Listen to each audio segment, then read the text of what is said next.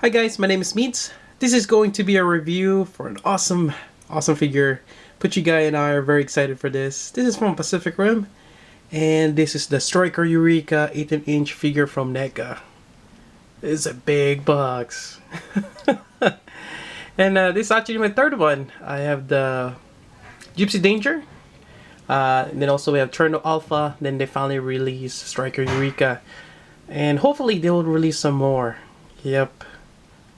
Right, and let me go unbox this thing and continue the review. Right, we got Striker Eureka here, and out of the box, there's actually two things that you have to put on him. Is the fins on the back, which we'll go over in a bit. I didn't show how I put it on. It took a little while, but when we get to that part, I'll mention it again. So here we go. He looks amazing. In terms of color scheme, you're gonna have this, I'm not quite sure what color it is, like really light blue. I like it, kind of grayish blue. You do have this, I thought it was supposed to be gold, but kind of like that, like sand yellow. Yeah, there's different shades of yellow, but it's kind of more of a yellowish color. The one on the visor though is a little different. It's kind of like the copperish gold. Yep. Other than that, yeah, you have nice details. You have blue here, nice panel line. There's a little bit of kind of like the gray, or not gray, the silver lining. I'm not sure it will show well. There we go. You have kind of like scratches here and there. It's kind of all over, and I just noticed it's almost pop out this shoulder joint. Let me push that back in. There we go.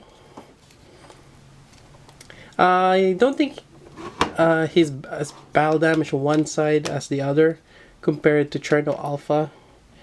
In terms of battle damage or the scratches, they're about the same on the left and right side. Yep. Yep, he looks great. Especially on the top side here. Actually, let's just quickly go over that one. See all the details on top. Really nice. It's like a fortress up there.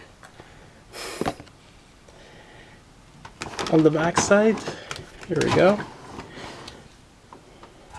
Again, amazing details. It's actually clear plastics on this inside those turbines, or his thrusters, I guess. Let's see. Yeah, so putting this on is a bit hard. Basically, it is labeled in left and right, but for each one there's a big peg that goes in, and since this is like really soft, pliable, it's a PVC. Yep, you may have to heat it up.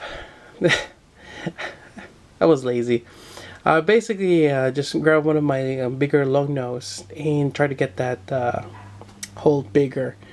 It does warp back, and I pretty much did it quickly. Since the hole is big enough, I was able to shove it all in before it warps back to its original size. And that's pretty much what I did for both. But you can also do the easier way, which, well, easier but takes a little longer when you heat it up, probably maybe a minute or so. I rarely use that technique, but you can do that. Heat it up, and you're able to well, makes the plastic more pliable, and you're able to push this in there. Anyways, either way, or method you use, that's the same trick. All right, so let's going back in front. Let's go over some articulation. Alright, here we go. So the first part, if I can do this correctly, is the head here. So it's on a, kind of like, basically a joint, double jointed, one on the base of the body and one on the neck. It's able to look left and right, which is great. You're gonna look down, look up a little bit, And yeah, I think that's about it. There are details underneath there. It's kind of hard to show since this is a huge figure, but there we go. From what I recall, I do have the kind of like the 8-inch or 6-inch NECA figure for Eureka. I think it has almost the same articulation but better.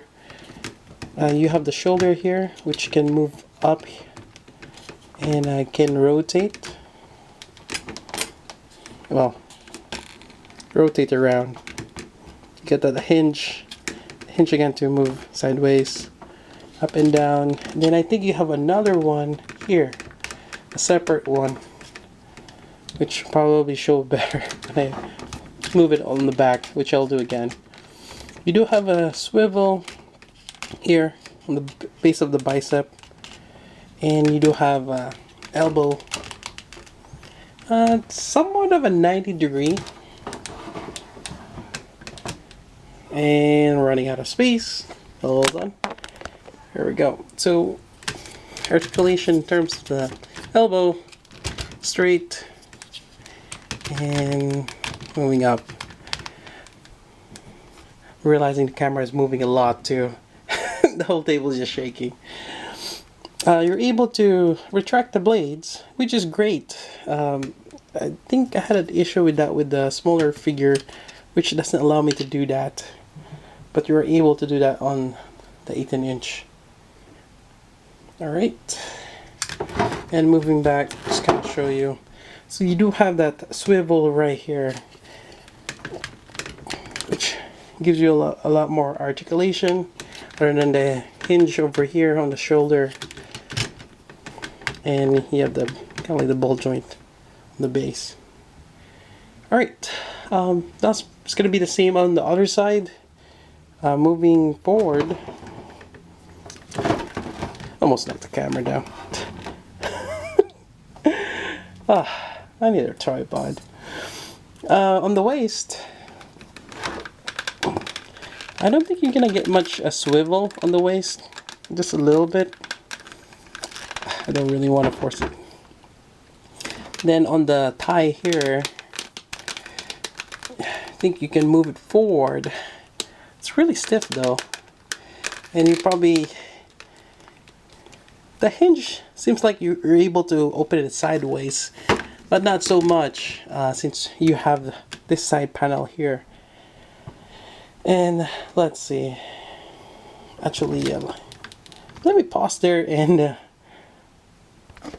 relocate my camera. Alright, moving down. Actually, before we get to that leg part, let's go back with the hand.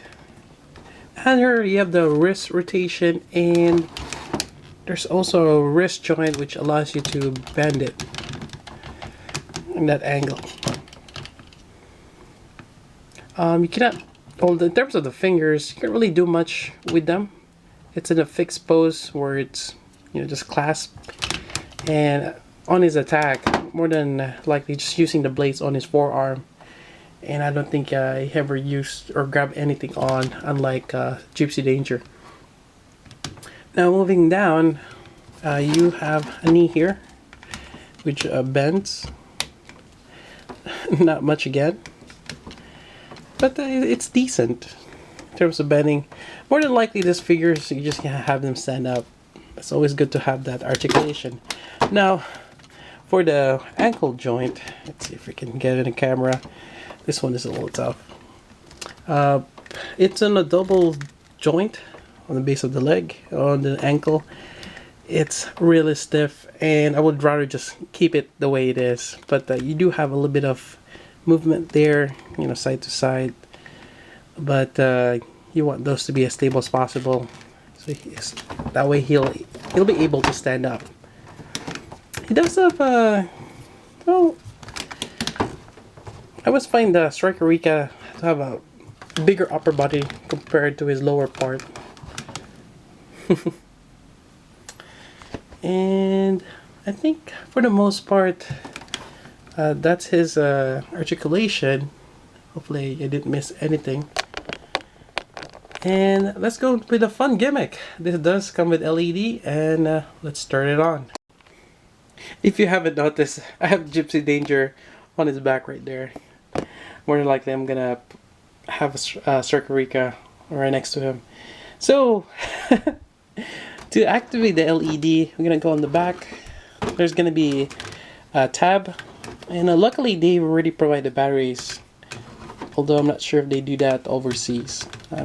Typically they don't want to ship batteries out since they might explode or something of that sort.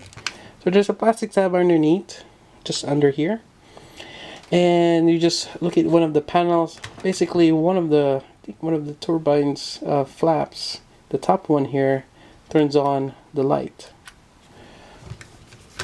And let's move back here again. Alright, let's see if this works. Turn this on.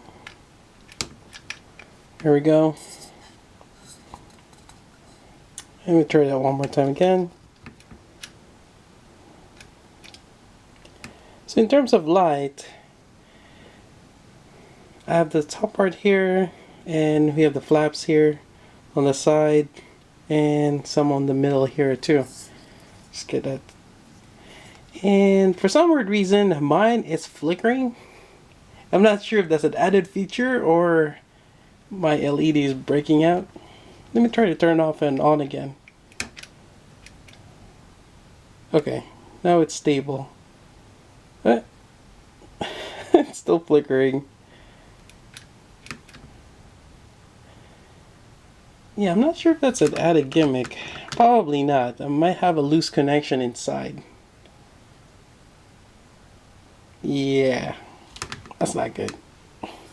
Maybe the switch here is not good. It's one or the other. Oh well.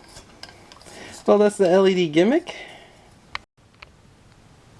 Alright, I did a couple of tests, changed out the batteries, and it seems like it flickers, and I'm not sure if there's a sequence. It's kind of hard to say, but I had it on for almost 5 minutes now.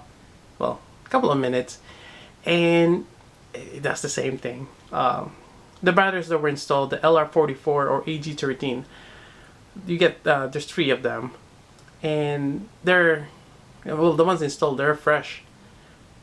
Yeah, just kind of puzzled by this, since the previous releases, they just have a steady light. Now, mine flickers. Not sure that's an actual gimmick or I have a faulty one, but either way, I kind of like it. It makes make this one a little special, and I just hope that it'll still keep light, or the LED will still be lit, and I don't mind a little flickering here and there. All right, again, the light is just basically for the forehead, up there, and on the chest area. Speaking of which, I think we should be careful moving the head, especially in the neck area where there's wiring. So just be careful on that one. Alright, size comparison with Gypsy Danger. Eureka is actually a lot taller. I would say another inch.